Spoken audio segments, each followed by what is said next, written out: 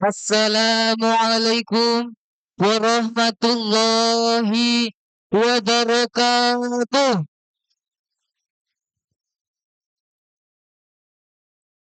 Alhamdulillah. Alhamdulillahilladzi ja'alal qalama bil kitabah wal kitabah bil qiraah wal qiraah bil ibadah wal ibadah wal qiraah bil ma'ibah wal ma'ibah bil ibadah lillahi ta'ala. Alhamdulillahilladzi an'amana bitilawatil Qur'an wahdi hayatana bi ayatil Qur'an wassalatu wassalamu ala man anzalallahu bihil Qur'an wa ala alihi wa sahbihi ajma'in amma ba'du.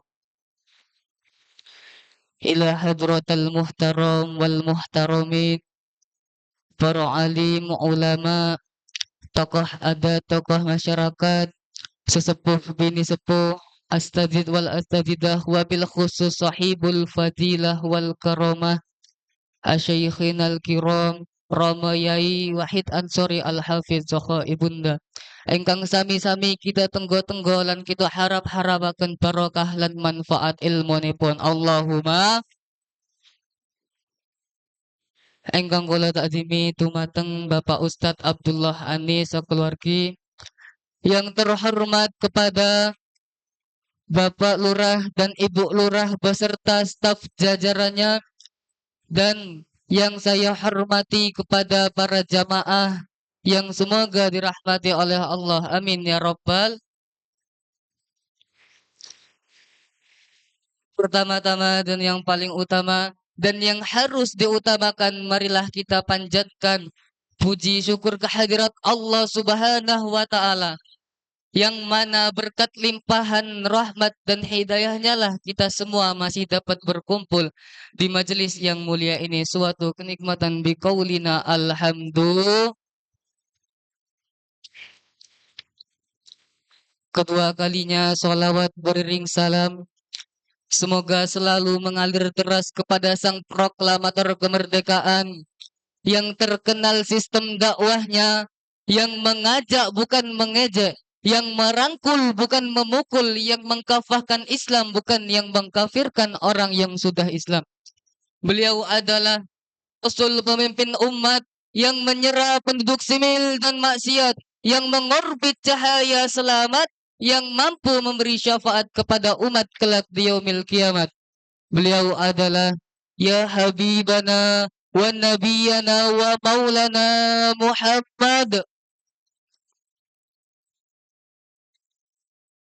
Beliau yang menuntun ibadah dari zaman jahiliyah menuju zaman Islamiyah, dari zaman biadab menuju zaman beradab, yang mana semoga kita semua bisa mendapatkan syafaatnya kelak di yaumil qiyamah. Amin Allahumma. Di dalam sebuah hadis telah disebutkan bahwasanya tolabul ilmi faridatun ala kulli muslimin wal muslimat, yang artinya menuntut ilmu adalah sebuah kewajiban bagi setiap muslim laki-laki dan perempuan. Maka dari itu, dengan berdirinya saya di sini akan menyampaikan sepatah dua patah kata yang insya Allah akan saya patah-patahkan menjadi beribu-ribu kata, bahkan berjuta-juta kata, dengan judul ilmu adalah obat.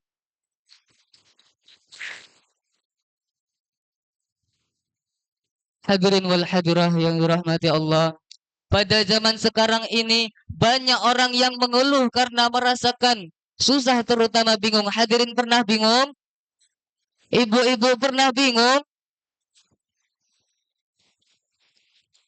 Seperti halnya bingung dalam mencari jalan kehidupan, bingung dalam mencari kebenaran, bingung dalam mencari penghasilan, bahkan bingung dalam mencari pasangan. Betul? Betul? Kemudian apakah obat yang ampuh untuk mengatasi penyakit bingung tersebut? Obat yang ampuh untuk mengatasi penyakit tersebut adalah ilmu. Karena ilmu jalan kehidupan akan terarah. Karena ilmu segala kesusahan pun akan dimudahkan. Dan karena ilmu derajat pun akan bertambah. Leres napa leres? Leres napa leres? Di dalam syair karangan Syekh Muhammad Di dalam syair karangan Syekh Muhammad Yazin bin Husain Abdullah di dalam kitab Ta'alim Muta'alim yang berbunyi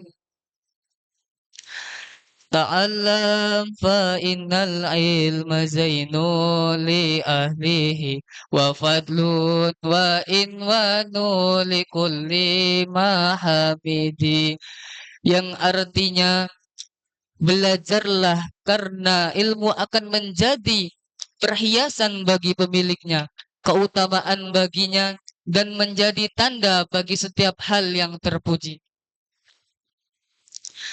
Allah Subhanahu wa taala berfirman dalam Al-Qur'an surat Al-Mujadalah yang sebagian ayatnya berbunyi Yarfa'illahu alladhina amanu minkum walladzina utul ilma darajat wallahu bima ta'maluna khabir, yang artinya Allah akan meninggikan, Allah akan mengangkat derajat orang-orang yang beriman dan orang-orang yang senantiasa menuntut ilmu, dan Allah Maha mengetahui apa yang kita kerjakan. Quran surat Al-Mujadalah ayat 11. Sallu ala Nabi Muhammad. Maka dari itu muncul di telinga kita pertanyaan-pertanyaan yang tidak dapat kita jawab. Seperti halnya bagaimana cara menuntut ilmu dengan baik dan benar. Seorang sufi bernama Syekh Yazid Al-Bustami berkata, barang siapa yang menuntut ilmu tanpa guru, maka gurunya adalah syaitan. Maka gurunya adalah Maka dari itu, cara menuntut ilmu dengan baik dan benar yaitu yang pertama, dengan mencari seorang guru yang beriman dan bertakwa kepada Allah Subhanahu wa taala.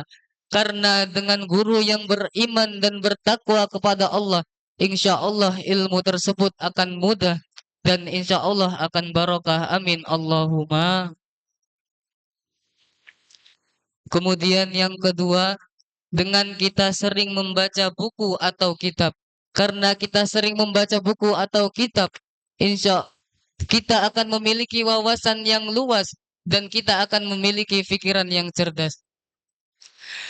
Yang ketiga, dengan fadilah ilmu atau guru.